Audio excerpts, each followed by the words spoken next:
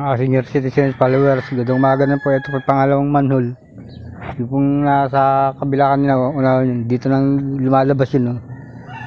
Kaya nung hindi lumalabas yung tubig ito, marami na naman baraw.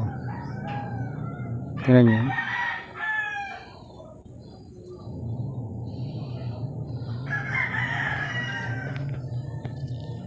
Baraw, hindi matakbo tubig, no?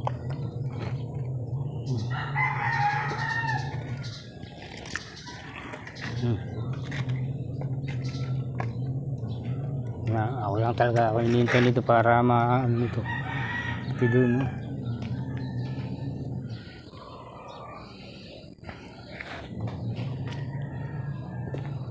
Nga dito, nalinis ko na rin, no? Dati lagi maraming basura yun, eh. Tingnan, mabot konti-konti ngayon.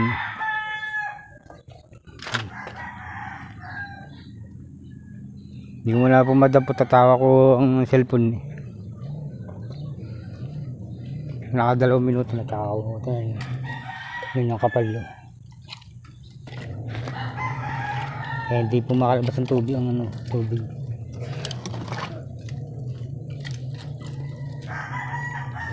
Pag natanggal ko yan, biglang ano yun.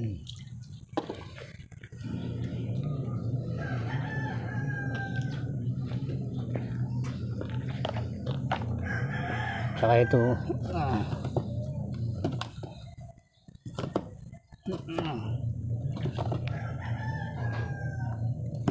nakaharang dito.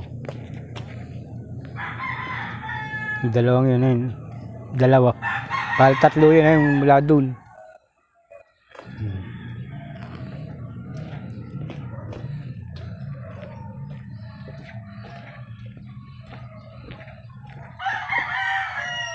Yung tubig lang na nagagaling dito, ayun, mas malalim yun.